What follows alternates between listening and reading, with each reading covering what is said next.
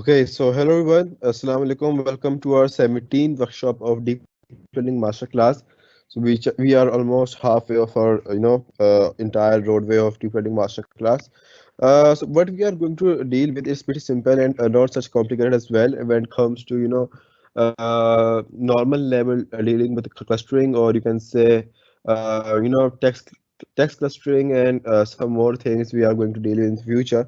अब जैसे हमने आरएनए के अंदर देखा था कि we were classifying a text on the basis of label because it was a can say supervised learning algorithm, of course.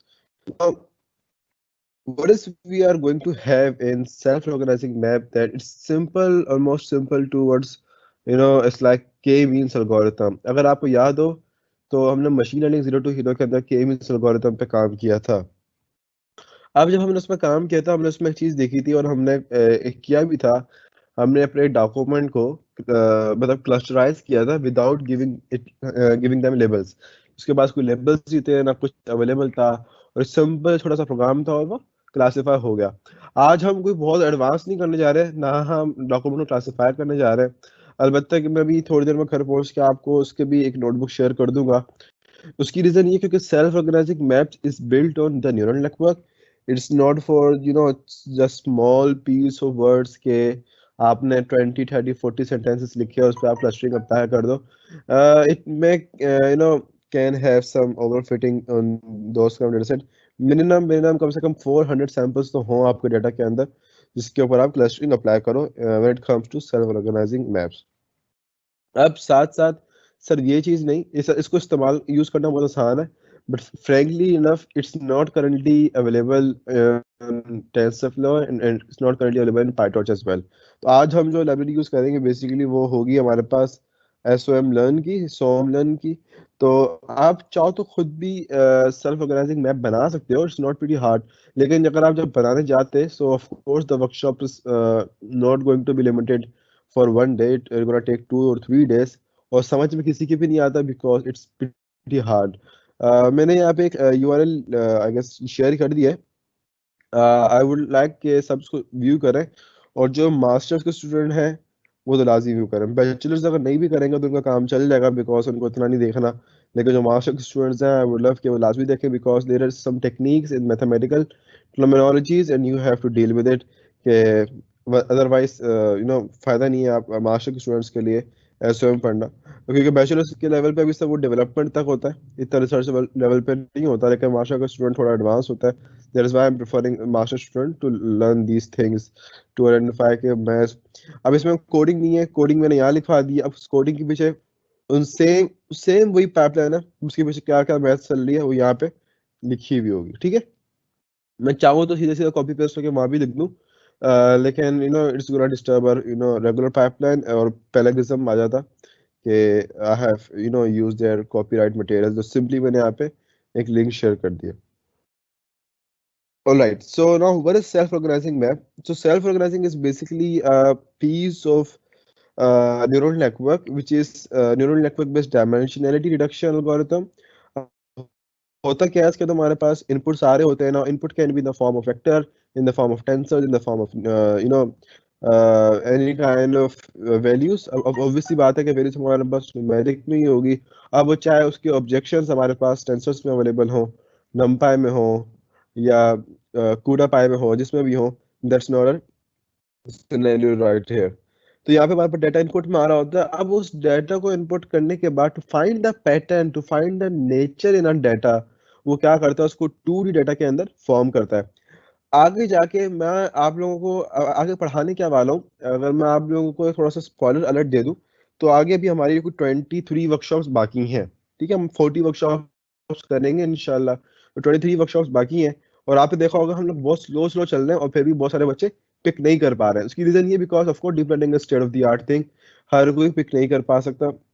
you have to learn from wide range of instructors. मेरे से पढ़ने का आपको YouTube पे भी पढ़ना पड़ता है, सर्च पेपर से अलग पढ़ना पड़ेगा, मीडियम के ब्लॉग्स अलग देखने पड़ेंगे. Of course you can not learn every single thing from a single instructor. Same was happened with me when I learned deep learning in my past 3 years. तो अब सीन कुछ यहाँ पे आपको इस तरह से दिखेगा कि अब सेल्फ ऑर्गेनाइजिंग मैप्स के अंदर हमारे पास के मींस हमारे पास क्या होता था कि डाटा हमारे पास होता था और डाटा की नेचर को देखते हुए हमारे पास क्लस्टराइज बन रहे होते थे, ठीक है।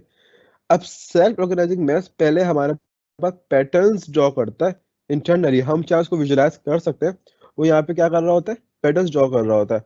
अब अगर हम बात करें पैटर्न्स की, तो जितने भी आगे आने वाले state of the art algorithms हैं, व्हेन आई से state of the art, so I know of course means कि जितनी भी ट्रांसफर लर्निंग हमारी आगे आने वाली है, या फिर गेन्स है, जनरेटिव एडवेंशियल नेटवर्क्स, और हमारे पास ऑटो इनकोडर्स है, variation auto encoders, and these state of the art models, जहाँ पे मैं आपको ले जाके छोड़ दूंगा। हम सारा का सारा गैन कवर नहीं कर सकते, because GAN in itself a topic which can take up to year. तो यहाँ पे जाकर छोड़ दूंगा, अदरवाइज जितने आप पीछे पुराने C N N R N N है वो भूल जाएंगे, फिर आप उस C N N R N N पे ही अलग से 6 महीने प्रैक्टिस की जरूरत है। मतलब C N N R N से मिला जितने भी आपके नॉर्मल डीप लर्निंग मॉडल्स होंगे उनकी प्रैक्टिस जरूरत है। तो 40 वर्कशॉप्स के दौरान हम आपको बेसिक कंट्रोल दे दूंगा गैन्स का, कुछ वर्कशॉप करवा दूंगा 3-4 तरह के गैन्स के ऊपर, और एडवांस में नहीं जाऊंगा, लेकिन वहां पे जाके आप लोगों को ड्रॉप आउट कर दूंगा। ड्रॉप आउट से मतलब आपको वहाँ पे आपकी ग्रेजुएशन लाइन वहीं पे ही होगी इस डीप लर्निंग मास्टर क्लास की। इंशाल्लाह फिर हम गैंस को कंटिन्यू करेंगे in the month of Ramadan in a very high level, जिसमें हो सकता है कि मैं ना भी हूँ।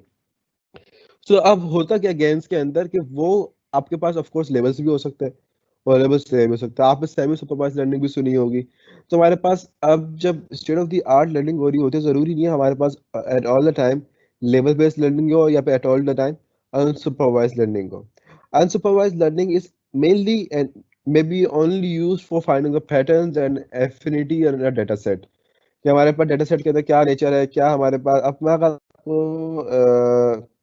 Late me just show you this, आपको मैंने ये इमेज जस्ट शेयर क्यों करी थी व्हाट्सएप पे, to just give you a glimpse कि हमारी आज की वर्कशॉप में ऐसा क्या होने वाला है। तो एक ना एक वो होता है, एक क्यूरियोसिटी सी जाग जाती है कि यार पता नहीं क्या है ये, एकदम से अच्छे अच्छे से कलर नजर आ रहा है।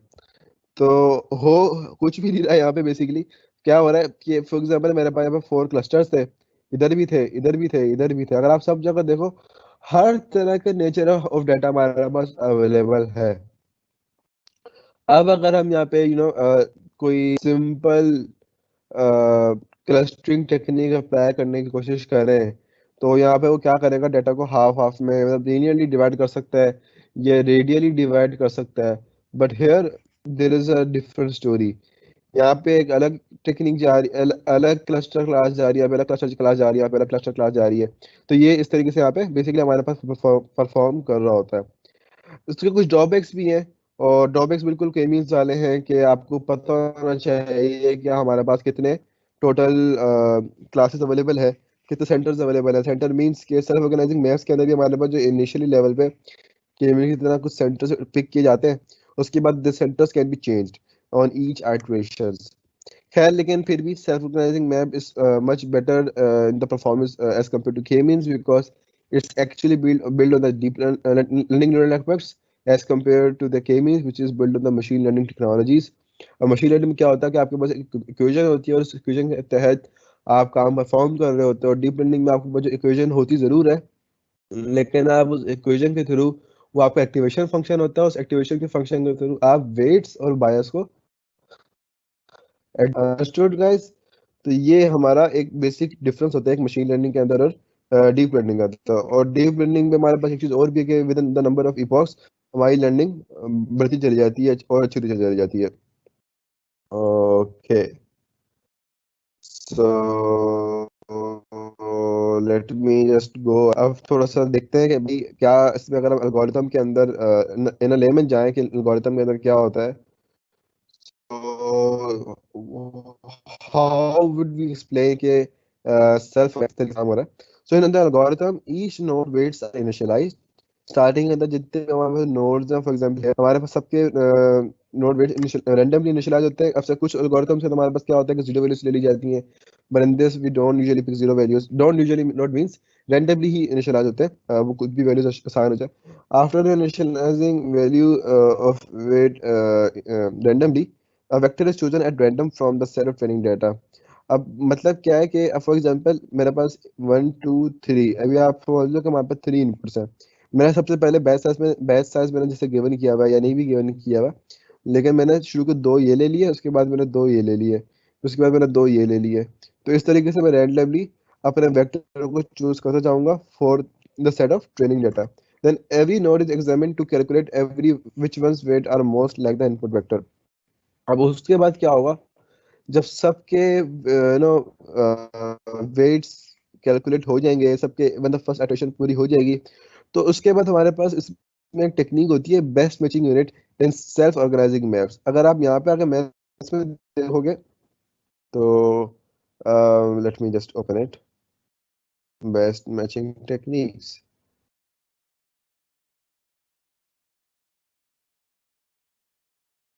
या हेयर यू गो। तो यहाँ पे एक पिक्चर दी जिससे आपको चीज बहुत अच्छे से समझ में आ सकती है। ये वाली, फॉर एग्जांपल हमारे पास मल्टीपल इनपुट्स के हमारे पास जो डाटा है 2D फॉर्मेट के अंदर जो भी था हमारे पास वेट्स आए, जो भी आपके वो हमारे पास इस तरह कुछ वैल्यूज में आ गए। अगर आप देखोगे तो सबसे हाईएस्ट कौन सी, if you see here I guess the highest value is 36 right here. ठीक है। अब वैसे तो बज़ाहिर 1 2 3 4 5 6 7 8 यहाँ पे चल रहा है, तो मैं एक एग्जांपल के साथ बता रहा हूँ, 36 हमारे पास हाईएस्ट है। तो यहाँ पे क्या होगा कि जो भी हमारे पास उसका इनपुट लायक होगा, या जो भी हमारे पास उसका विनिंग लायक होगा, जो कि बिल्कुल करीब करीब उसकी वैल्यू होगी, वो हमारे पास सेलेक्ट हो जाएगी, और वो हमारे पास क्या होगा, हमारे पास विनिंग नोड होगा। जब विनिंग नोड होता है, so it means that according to it the weight should have to be adjusted in the future iterations. क्योंकि अब जैसे कि हमारे पास पुराने या पहले न्यूरल नेटवर्क के अंदर क्या काम हो रहा होता था कि हम जैसे ट्रेन कर रहे होते थे, तो साथ साथ जितना मतलब परफेक्ट, जिसका जितना लॉस कम होता था, तो मतलब हमारा वेट उतना ज्यादा परफेक्ट जा रहा था। उसमें हमारे पास ग्रेडियंट डिसेंट एल्गोरिथम जैसी टेक्निक शामिल होती हैं। क्या हमारे पास यहाँ पे ग्रेडियंट डिसेंट एल्गोरिथम जैसी टेक्निक शामिल होती है? बिल्कुल नहीं। तो क्या होता है कि आप जस्ट ये देख रहे होते हो कि कितना हमारे पास बीएमयू की टेक्निक के थ्रू कितना डाटा हमारे के करीब करीब है। जब करीब करीब वाला सबसे ज्यादा होता है, फिर उस वेट के थ्रू या उस नोट के थ्रू हम दोबारा वेट्स को इनिशियलाइज करते हैं, हमारी सेकंड इपॉक इस तरह से चल पड़ती है। तो ये इस तरीके से कुछ काम हो रहा होता है, और काम बेसिकली हमारे पास नेबरहुड के डिपेंडेंट पे होता है ऑफ कोर्स, क्योंकि हम जब विनिंग नोट देख रहे होते हैं तो हम पूरी की पूरी नेबर के साथ कंपेयर करते हैं। अब आपने कैसे डिसाइड कर लिया कि विनिंग विनिंग वन कौन सा है? जब तक आपके कंपटीटर्स ही नहीं होंगे तो आप डिसाइड नहीं कर सकते। तो इसी तरीके से जब आप विनिंग वन डिसाइड होता है, तो जो अमाउंट होती है नेबर्स की, वो ओवर टाइम रिड्यूस होती चली जाती है, और इस तरीके से हमारे पास in a form of clusters clusters divide हो जाता है। ठीक है, in a form of clusters classes of data, nature of a data gets divided. तो अब ये बहुत इंपॉर्टेंट है स्पेशली। अब मैं एक वो देख रहा था कैगल के ऊपर, मैंने सोचा आज वो करवा दूं, लेकिन वो अगर मैं करवाने बैठता तो शायद रात के 12 बज जाते। But it was too interesting, क्योंकि मैंने उस पर कभी इतना खास काम नहीं करा है कभी सेल्फ ऑर्गेनाइजिंग मैप्स पे, क्योंकि चीजें बहुत सारी हैं और सारा टाइम नहीं मिलता काम करने का। लेकिन मैं आपको 1 मिनट दिखा दूं, वेट, या तो ये इसी साल का कोई रिसर्च चैलेंज था, और मैंने ऐसा जब डाटा सेट देखा तो 7 GB का डाटा सेट था। तो 7 GB को डाटा सेट को ट्रेन करने का मतलब ये है कि you may have to spend your at least 2 hours in training. और ये मैंने मिनिमम बोला है, और मैक्सिमम शायद 14 आवर्स भी लग सकते हैं इन अ सिंगल ट्रेनिंग। तो दैट इज वाई। अच्छा, ये जो डाटा है यहाँ पे आपको शो हो रहा है 26.8 GB का।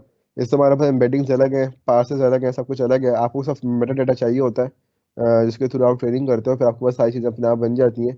तो यहाँ पे इनकी नोटबुक ज़रूर देखना। तो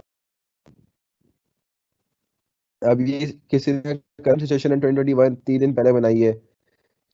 ठीक है, अब इसके ऊपर रेटिंग्स लोगों ने दी हुई है कि कितना मतलब ये आजकल ट्रेंडिंग जा रहा है, हॉट जा रहा है, टॉप। क्या कुछ लर्निंग समझ में आए काम हमारे पास किस तरीके से हो रहे हैं। अब टास्क इन्होंने दिए हुए हैं कि what is known about transmission incubation environment stability, what do we know about vaccine and therapeutics. अब ये हमारे पास जो सारी चीजें हैं ना, ये होती है हमारे पास प्रॉब्लम्स। इनको देखते हुए आपको एनालाइज करना होता है कि डाटा सेट हमारे पास मौजूद है, अब किस तरीके से करना है। अब फॉर एग्जांपल एक हो सकता है बहुत सारे लोगों ने कर रखा हो इस पर काम, जो कि इजीली अवेलेबल है, और वो होता है नमूनिया का डाटा सेट हमारे पास, जो कि वो भी कम से कम आई गेस 2 GB का तो होगा। Let me look at it, या 2 GB का ही है।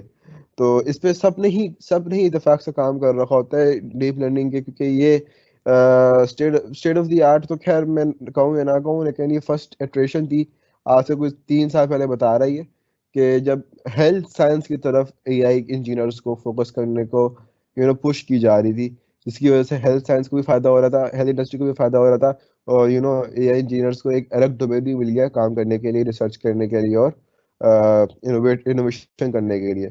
तो ये अगर आप देखो, अब इसके अंदर वायरल निमोनिया में, बैक्टीरियल निमोनिया में, नॉर्मल में हमारे पास लेबल जरूर मौजूद है, हमारे पास यहाँ लेबल मौजूद है। सो वी कैन क्लासिफाई कि हमारे पास कब कौन सा निमोनिया है। बज़ाहिर आपके देखने में बिल्कुल आपको अंडरस्टैंडिंग नहीं आ रही, now you don't need a doctor for this, आपका deep learning model is enough if it's working fine. लेकिन एक कुछ चीजें ऐसी होती हैं जो कि इसमें अभी लोग नहीं कर रहे होते, जो कि बहुत ही कम लोग होते हैं, और वो कर रहे होते हैं, वो खामोशी से करके, और वो जीत भी रहे होते हैं। तो लोग लेकिन उनको फॉलो नहीं कर रहे होते, वो क्या कर रहे होते हैं basically, that they are applying some kind of unsupervised clustering techniques to find a patterns in a data set. कि हमारे पास वायरल नमूनिया के अंदर भी कुछ काइंड हो सकती हैं, कुछ पैटर्न्स हो सकते हैं। So they are basically using semi supervised learning techniques. लेवल तो देख ही रहे हैं, लेकिन साथ में वो क्लस्टरिंग भी परफॉर्म कर रहे होते हैं।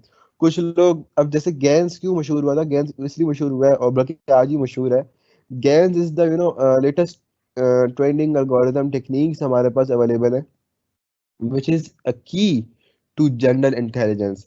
हमारे पास गैंस ही है जो कि हमें जनरल इंटेलिजेंस तक इंशाल्लाह लेके जाएगा, and will see that how much time it will take to us, because वो बिल्कुल डिफरेंटली काम कर रहे हैं as compare to this kind of neural network which we are dealing right now.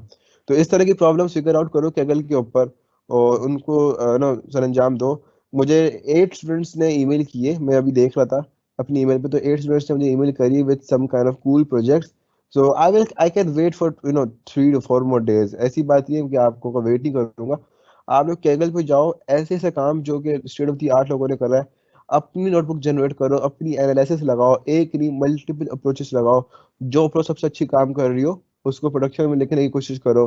So at time you will feel confidence, कि आपकी ना सिर्फ कॉन्फिडेंस आपका डेवलप हुआ होगा उस फील्ड के अंदर, उस डोमेन के अंदर, बल्कि आपका एक बहुत अच्छा प्रोजेक्ट भी बन चुका होगा। खैर बात बहुत दूर तक निकल गई, एक बेस्ट मैचिंग यूनिट से निकलते निकलते गैस तक चली गई। इसको पढ़ाने का मकसद यही है कि I am giving you can say backup, I am preparing you for upcoming models जो कि बहुत मुश्किल होने वाले हैं। जैसे ही मैंने टेक्स्ट क्लासिफिकेशन पढ़ाया, तो क्यों पढ़ाया था, मैंने कहा था आरएनएन के अंदर हमें इस तरह की चीज़ें फेस करनी पड़ेंगी। सीएनएन के अंदर मैंने इमेज क्लासिफिकेशन पढ़ाया, क्यों पढ़ाया था, बिकॉज सीएनएन के लिए एक तो वही आई गेस सूटेबल है, और दूसरा क्या कि कंप्यूटर विजन के अंदर भी आपको कुछ चीज़ें देखने को मिलेंगी, तो आपके लिए वो चीज़ें पहले से ही आइडेंटिफाइबल होंगी, आपके लिए इजी होंगी।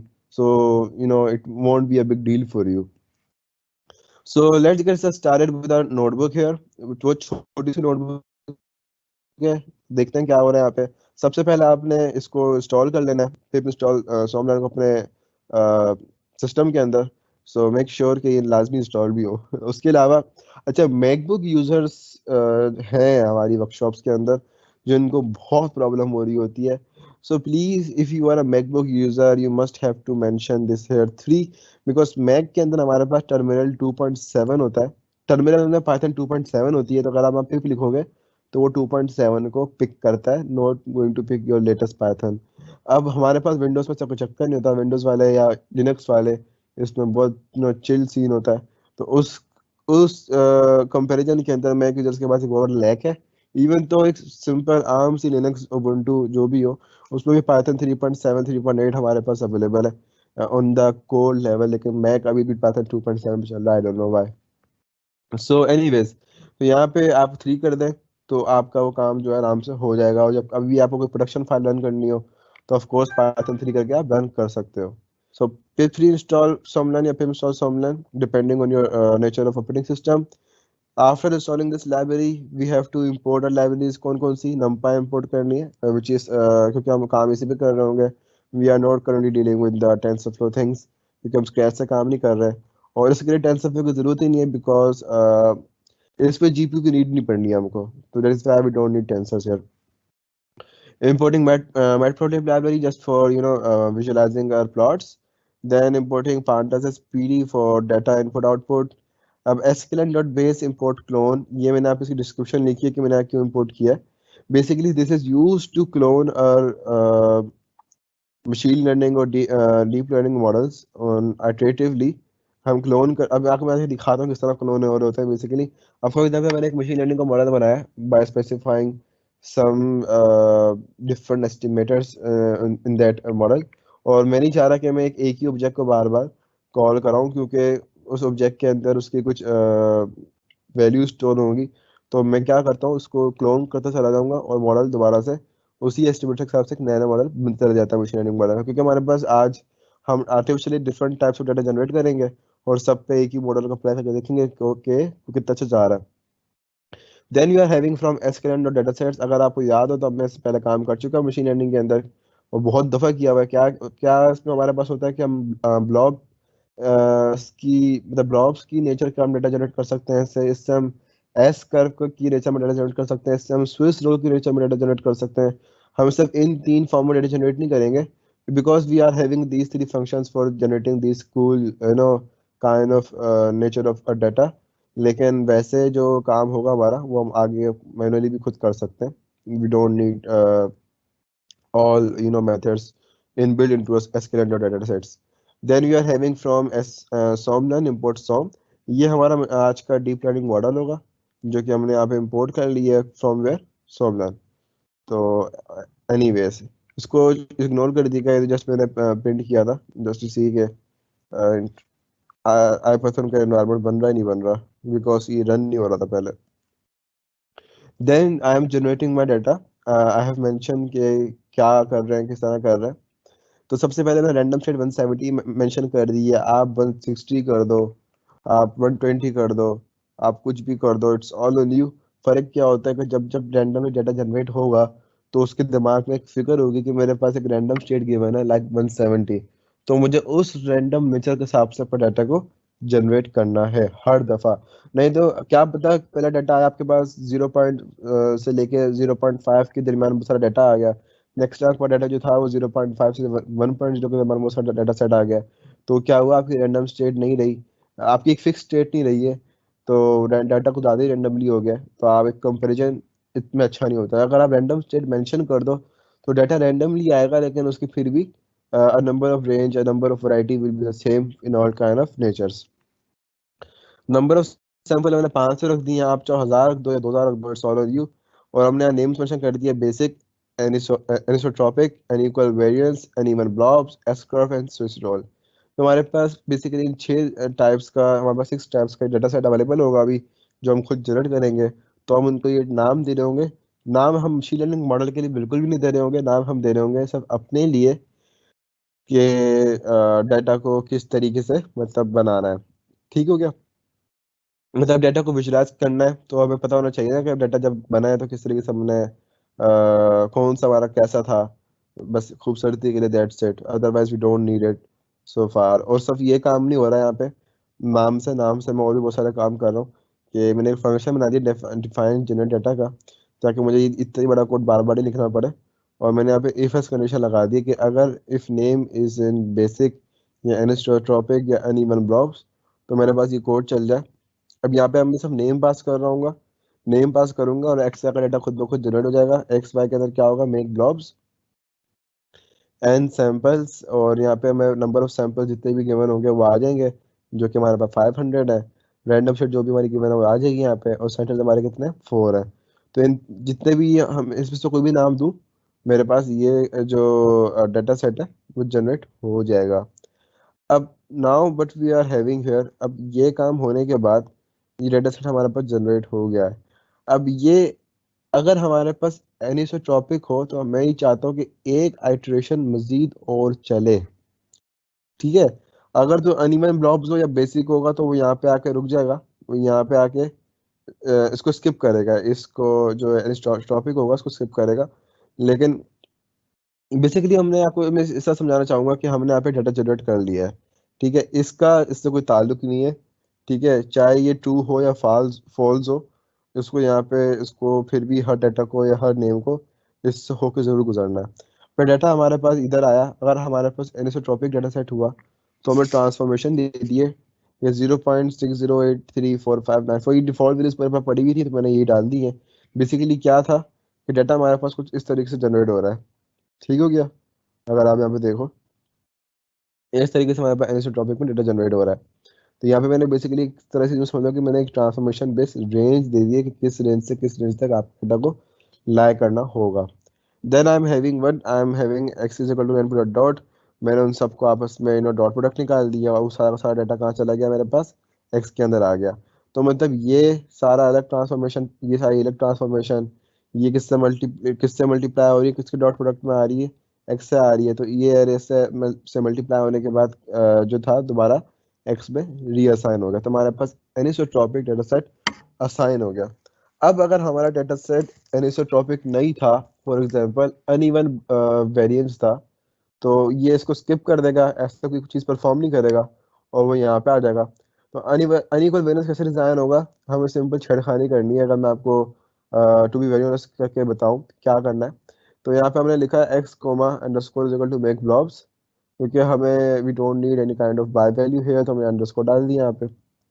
And we are making is equal to make blobs, फिर N samples is equal to N sample, जो हमारे सैंपल्स थे।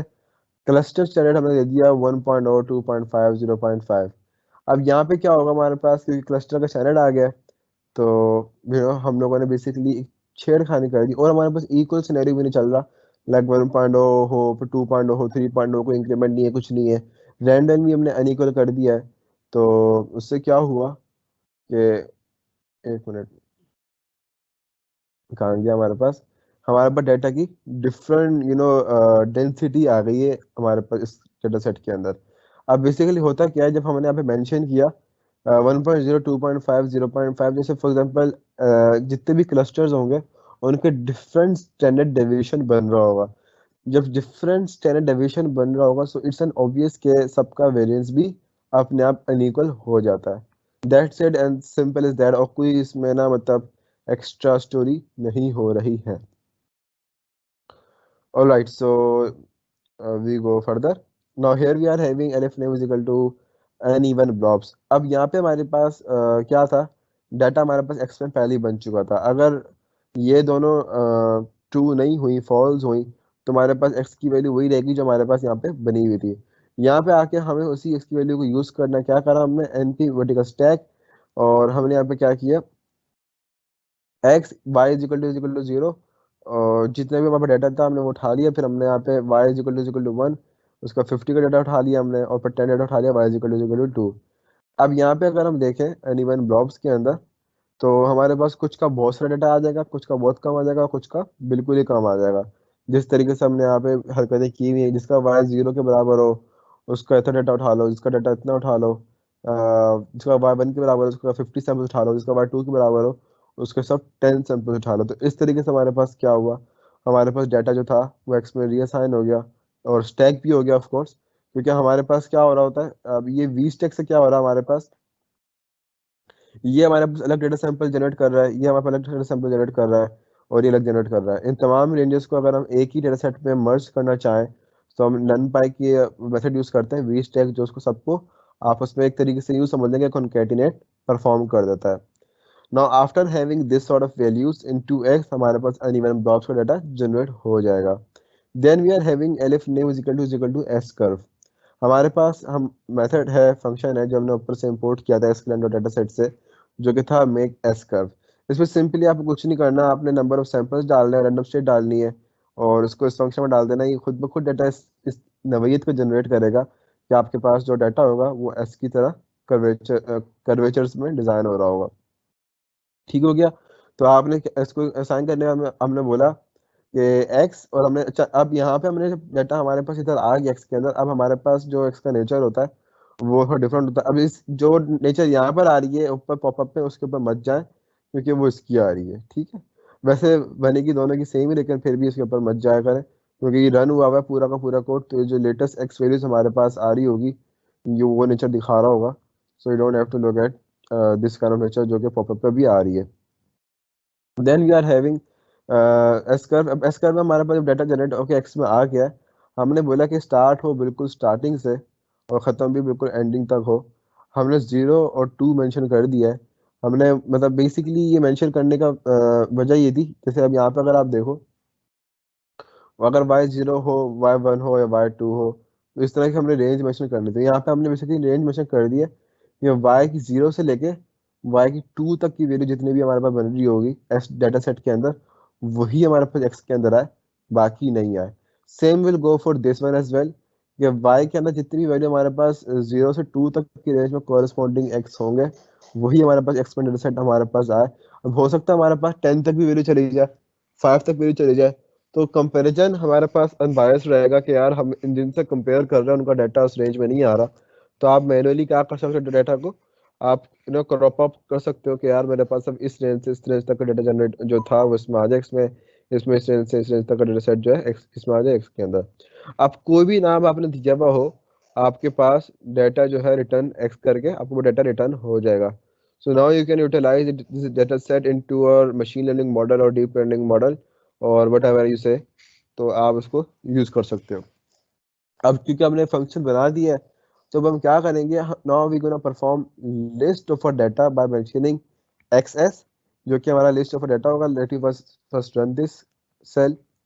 तो फंक्शन रन हो गया हमारा। अब एक्सएस के अंदर हमने क्या है, एक लिस्ट ऑफ डाटा होगा हमारे पास, किस तरीके से होगा, मैंने यहाँ लिस्ट कॉम्प्रीहेंशन यूज करा और यहाँ पे मैंने बोल दी generate data name for name in names. Names में हमारे पास क्या अवेलेबल था, नेम्स में हमारे पास नाम थे। कौन से नाम थे, ये वाले नाम थे। ठीक है, बेसिक टॉपिक एनिकल वेरिएंस सो ऑन। तो हर नाम पे ही जाएगा और उस तमाम के तमाम नाम जनरल डाटा में पास होंगे, और जब जनरल डाटा में पास होंगे तो हमारे पास एक्सेस के अंदर एक लिस्ट ऑफ डाटा अवेलेबल होगा, जो कि इसके अंदर आता चला जाएगा। सो यू गॉट इट, कितना आसान था डाटा जनरेट करना। हमारे पास एक लिस्ट ऑफ डाटा जनरेट हो गया है जिसके अंदर हमारे पास सारे डाटा अवेलेबल है।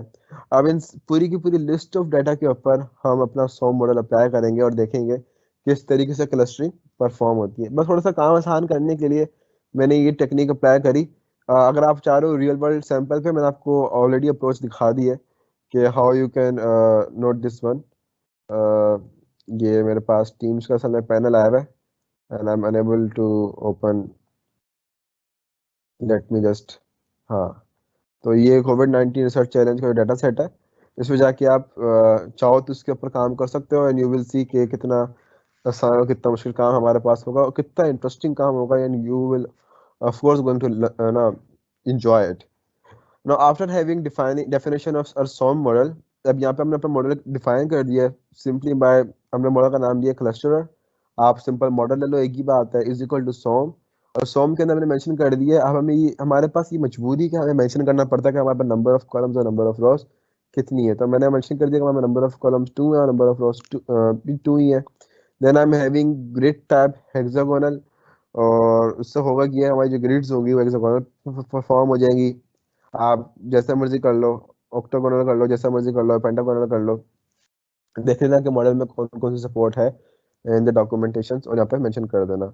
और अगर आप उसको हटा दोगे जो डिफॉल्ट होगी, तो वो यहाँ पे हमारे पास यूज हो जाएगी। And then specify random state.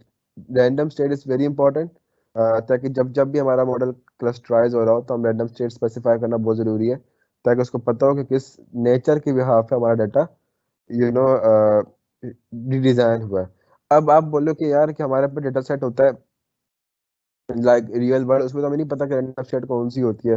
तो उस पर हमारे पास कुछ टेक्निक्स होती हैं, प्रिंसिपल कंपोनेंट एनालिसिस, और उसके थ्रू हम रैंडम सेट खुद से अपनी डिजाइन कर रहे होते हैं। अच्छा, अली रजा का एक सवाल था कोरिलेशन इंक्रीज करने का, मैंने उसका सवाल पढ़ लिया था और मैंने उसका डेटा सेट के बाद कुछ चीज़ें परफॉर्म करी, but frankly to tell him के वो काम सक्सेसफुल नहीं जा रहा। डाटा सेट कुछ इस नौयत का है कि कोरिलेशन वाकई में इंक्रीज नहीं हो पा रही है। So there are still some techniques के लाइक कोरिलेशन इंक्रीज की जा सके, लेकिन डेटा सेट की क्वालिटी ऑफ नेचर बहुत पुअर है, लेकिन जो एक्यूरेसी आप एक्सपेक्ट कर रहे होगे ना, वो एक्यूरेसी आप आएगी नहीं। एक दो टेक्निक्स और है जो कि मैं आजकल में अप्लाई और कर रहा हूँ अली रजा, तो मैं वो करने के बाद आपको आपसे जरूर शेयर करूंगा कि इफ़ दैट वर्क्स, और अगर नहीं करती so everything as a solution. लेकिन कभी कभी डाटा खुद भी इतना ना पुअर होता है, फिर आपको advance data science technique apply करनी पड़ जाती हैं, देयर आर सम थिंग्स। तो उस सिनेरियो में आपसे मैं कांटेक्ट कर लूंगा, डोंट वरी अबाउट इट।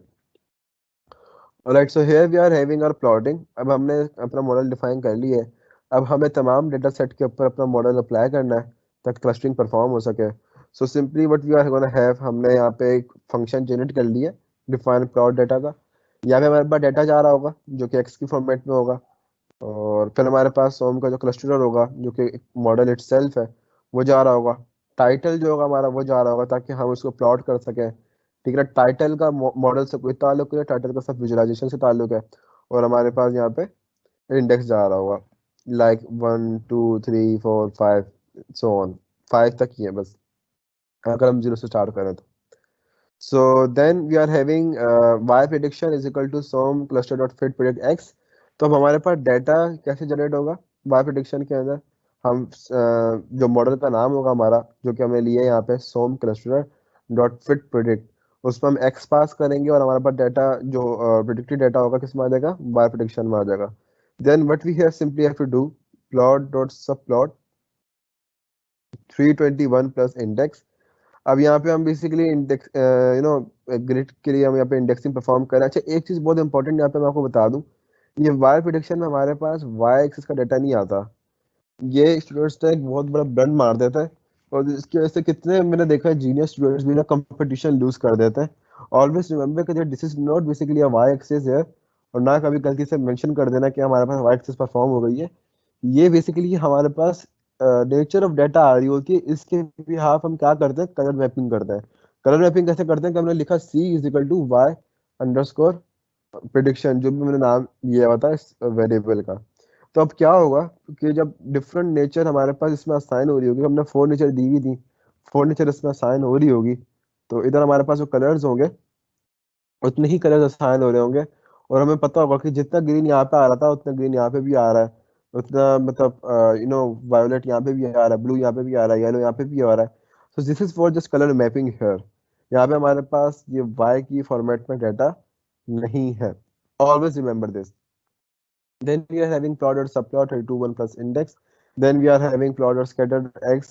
अब हमें डाटा बिल्कुल कितना सफाई से चाहिए, यहाँ से स्टार्टिंग से लेके एंडिंग तक, और इनिशियल रेंज, और सेम फॉर वन रेंज। अब ये क्या है हमारे पास बेसिकली, हमारे पास एक्स के अंदर दो कॉलम्स थे। अगर आपको याद हो, जैसे अभी हमने ऊपर डिस्कस किया, टू कॉलम में डाटा जनरेट हो रहा था हमारे पास, और यहाँ पे अगर आप देखो तो टू कॉलम्स है, देख रहे हो, टू कॉलम्स है। तो इन टू कॉलम्स के आपस में ही हम प्लॉटिंग परफॉर्म करते हैं, क्योंकि यहाँ पे हमारे पास वाई एक्सिस नहीं होता है। तो हमने क्या किया, हमने इसका पहला कॉलम एक्सेस कर लिया यहाँ से। ये जो कॉलम है यहाँ पे इसके अंदर जो सिंपल कॉलम है, ये इसकी स्टार्टिंग में भी कुछ नहीं, एंडिंग में भी कुछ नहीं। इसका मतलब है कि डाटा हमारे पास पूरा का पूरा आ जाए। यहाँ पे मैंने जीरो मेंशन कर दिया जो कि रेंज स्पेसिफाई कर रहा है कि मतलब फर्स्ट कॉलम हमारे पास आ जाए। Then we are mentioning one here, हमारे पास सेकंड कॉलम हमारे पास इसका आ जाए, एक्स सैंपल्स का। और यहाँ पे हमारे कलर मैपिंग मेंशन कर दिया। फिर हमने टाइटल ही मेंशन कर दिया कि हमारा टाइटल होना चाहिए प्लॉट डॉट टाइटल, जो भी टाइटल हम पास करेंगे तो वहाँ पर टाइटल भी मेंशन हो जाएगा, और इस तरीके से हमारे पास सब प्लॉटिंग परफॉर्म हो जाएगी। अब सवाल एक अगर रहता है तो एक ही रहता है कि 321 कैसे यहाँ पे वैल्यू आ रही है। तो 321 मैंने बकायदा डिजाइन सेट कर करके देखी है कि जिस पे ये प्लॉटिंग साइज सेट हो जाए। अगर आप कम करोगे तो ये वाला प्लॉट जो होगा थोड़ा सा इस तरफ को निकल जाएगा, तो थोड़ा सा इस तरफ को निकल जाएगा, ऊपर नीचे थोड़ा सा होता रहेगा। तो एक तरीके से जो वेब डेवलपर्स है या मोबाइल ऐप डेवलपर्स है उनकी अगर लैंग्वेज में बात की जाए तो this is like a padding, padding नहीं है लेकिन this is for you, this is like a padding यार, एंड नथिंग एल्स। तो यहाँ तक हमारा सारा काम हो गया है, हमने फंक्शन बना दिया है। अब हमने करना है अपना रिजल्ट जनरेट। और किस तरीके से करेंगे, अब हमने बोला plot dot figure, figure size 12 by 12। अब 12 बाय 12 की हमने फिगर ले ली है, चलो भाई। 12 बाय 12 की फिगर लेने के बाद हमने बोला for index x comma title. अब क्यों हमने ऐसा किया, क्योंकि हमारे पास इंडेक्स जो था वो लूप का ऑटोमेटिकली हमारे पास अवेलेबल होगा। अब एक्स कॉमा टाइटल हमारे पास इंडेक्स वैल्यू होगी पर एक्सेस और नेम्स। हम डायरेक्ट एनुमरेट इस पे यूज नहीं कर सकते थे, क्योंकि ये हमारे पास एनुमरेट इसके ऊपर किसी जिप के ऊपर यूज हो सकता था। तो पहले हमने दो लिस्टों को आपस में जिप किया, और उसके बाद ही इसमें हमने एनुमरेट लगाया है। और उस पे हमने इधर ट्यूपल लगा दिया कि एक्स कॉमा टाइटल इन दोनों के ऊपर आइट्रेट कर रहा होगा। तो ये सब ट्यूपल जो होगा सब इसी के ऊपर आइट्रेट करेगा। बाकी जो भी आपके पास करंट इंडेक्स होगा वो यहाँ पे उसकी वैल्यू यहाँ पे चेंज होती रहेगी, हमारे पास लाइक 0 1 2 3 4 5 तक जो चलेगी। फिर लूप के अंदर हमने बोला cluster is equal to clone clusterer. ऊपर हमने जो क्लस्टर बना रखा है, इस पूरे को कॉपी करने की जरूरत नहीं है, हमारे पास इसके एस्टिमेटर्स रहेंगे। ठीक है, एक मिनट, ये रहा। इसको सिर्फ हमने बार बार क्या करना है, क्लोन करना है। तो हमारे पास ये फंक्शन बेस्ड वैल्यू जो है, जो सिर्फ फॉर लूप के अंदर तक लिमिटेड है, तो ये रीचेंज होती रहेगी, रीमोडिफाई होती रहेगी। लेकिन बेसिकली अगर देखा जाए तो हमारे पास वही सेम क्लस्टर रहेंगे without copying the entire code air by default. तो यहाँ पे हमारे बार बार मॉडल इनिशियलाइज हो रहा है। हमने लिख दिया plot data X comma cluster comma title comma index. अब यहाँ पे जो हमने पास किया X cluster title comma index, तो क्या होगा, एक्स की वैल्यू जाएगी हमारे पास इसके अंदर, जैसे हमारे पास ये फंक्शन था, तो एक्स हमारे पास डाटा सेट है। डाटा सेट के बाद वो जब प्रिडिक्शन हो जाएगा हमारे पास उस मॉडल के, तो प्रिडिक्शन के बाद वो हमारे पास एक नेचर जनरेट कर देगा उस डाटा सेट की, जो कि हमने नाम दे दिया बार प्रिडिक्शन के नाम से। और हम क्योंकि टाइटल भी दे रहे होंगे उसके अंदर, कैसे दे रहे होंगे, टाइटल कहाँ से आएंगे हमारे पास, टाइटल हमारे पास आ रहा होगा नेम से। कैसा आ रहा होगा, अगर आप यहाँ देखो गौर से, एक्स को टाइटल ओवर एक्सेस और नेम्स, तो हमारे पास टाइटल नेम के ऊपर इटरेट हो रहा है।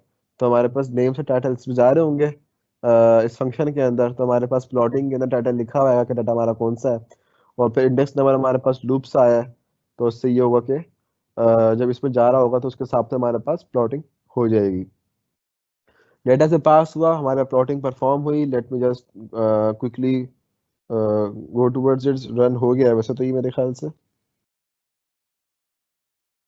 Late me just let me just take a quick look. ऊपर 14 के बाद हमने रन नहीं करा है ना, so let me just take a quick look.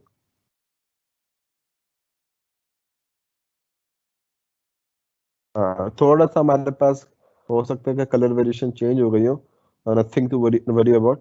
वो तो होनी थी थोड़ी बहुत तो, क्योंकि हमने डाटा को दोबारा से जनरेट करा है, क्या करा है पता नहीं, मुझे खुद भी देख गौर नहीं करा मैंने। तो बस जो हमने रन नहीं की हुई थी वो हमने रन कर ली है। हाँ, डाटा को हमने रीजनरेट किया थोड़ा सा। सो या थोड़ा बहुत फर्क होगा, ज्यादा फर्क नहीं होगा, क्योंकि रैंडम स्टेट हमारी सेम थी। तो अगर आप रैंडम स्टेट चेंज करना चाहो आप बिल्कुल कर सकते हो, डाटा हमारा डिफरेंट बनेगा। So this is the it of workshop, this is entirely it of workshop. में हमारे पास क्या हो रहा था, देखो बेसिक में हमारे पास इक्वली हमारे पास क्लस्टर डिवाइड हो गए। यहाँ पे हमारे पास इत्तेफाक से ये एक ओवरलैपिंग लग रही है कि ओवरलैपिंग नहीं है, हमारे पास थोड़ा सी डाटा जनरेट था। फिर हमारे पास अनइक्वल वायलेंस के अंदर तो बिल्कुल ही different kind of density available है डाटा के अंदर।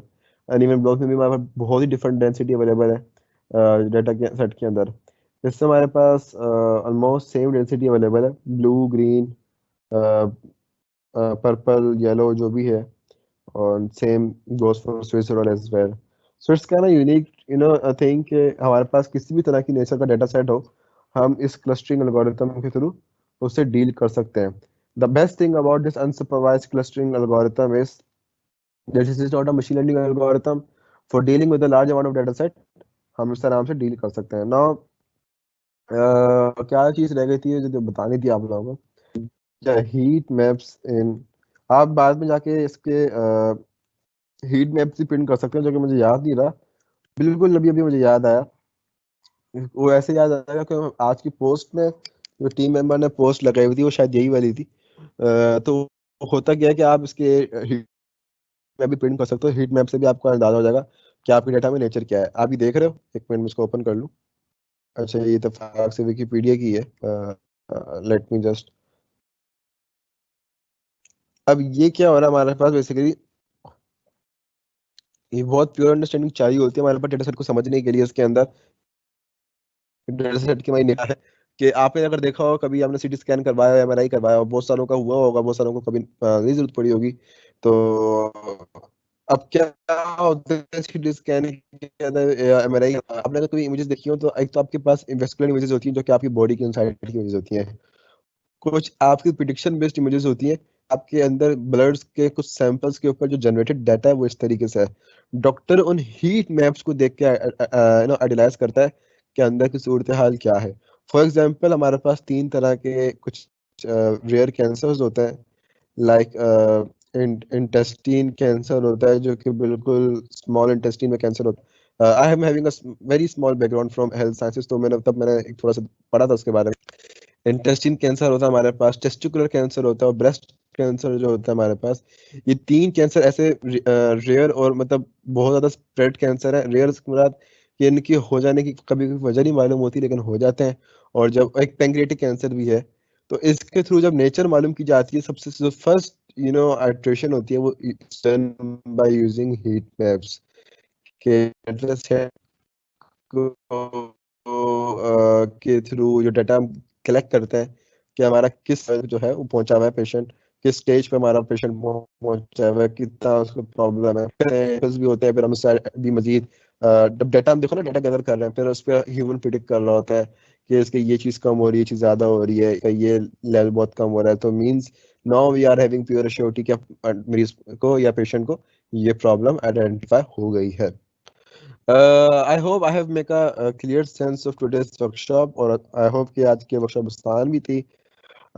I was willing कि 8:45 तक ये खत्म मुझे अच्छी लगे, क्योंकि हमारी वर्कशॉप 8:03 पे स्टार्ट हुई है और end हो गई है। So this is it. If you guys are having questions, so please let me know. Let me just open my Q&A tab. Yeah. Guys, any questions?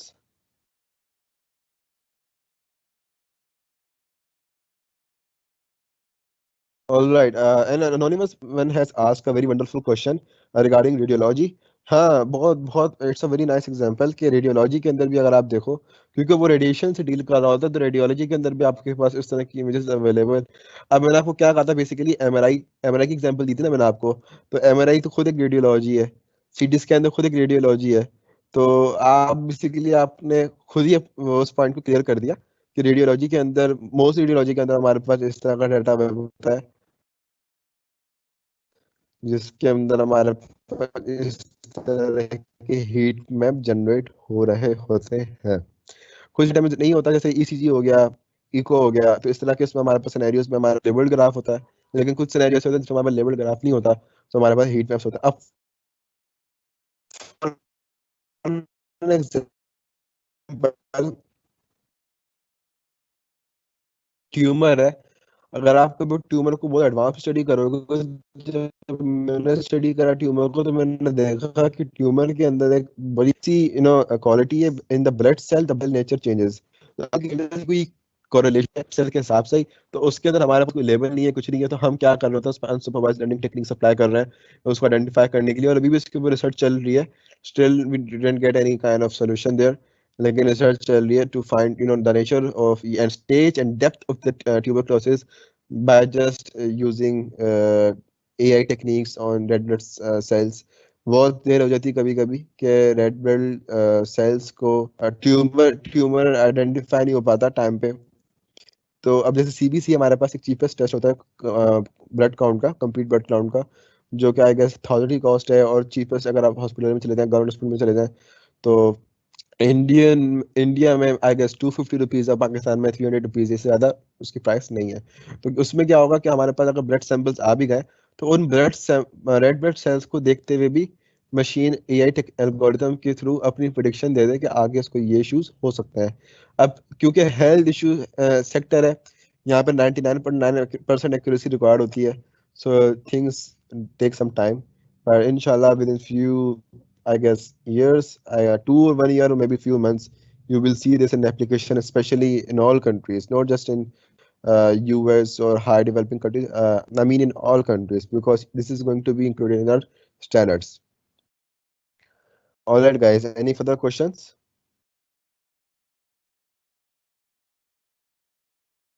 All right. Someone is saying that quality is being low.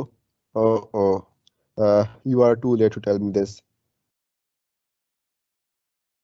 Okay. वैसे quality लो होनी तो नहीं चाहिए थी, but I'm not sure.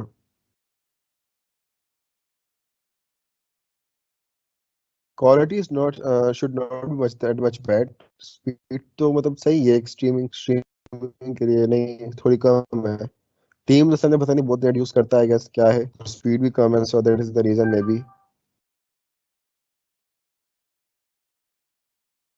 Alright, so if you guys are not questions, so we'll continue by tomorrow. Let me see what's maybe it may something regarding computer vision, और मेरे ख्याल से बोल्ट्जमैन मशीन होगी, देख देख लूंगा मैं जो भी होगा, तो कल हमारी इस पे वर्कशॉप होगी इंशाल्लाह, and we gonna deal with it pretty cool. आज कल परसों में इंशाल्लाह मैं अभी यूट्यूब के डीएल उस पर काम कर रहा हूँ प्लेटफॉर्म पे। तो मेरा अपना एक यूट्यूब डाउनलोडर का एक पाइथन का ओपन सोर्स पैकेज है जो मैं आजकल में लॉन्च कर देंगे हम इंशाल्लाह।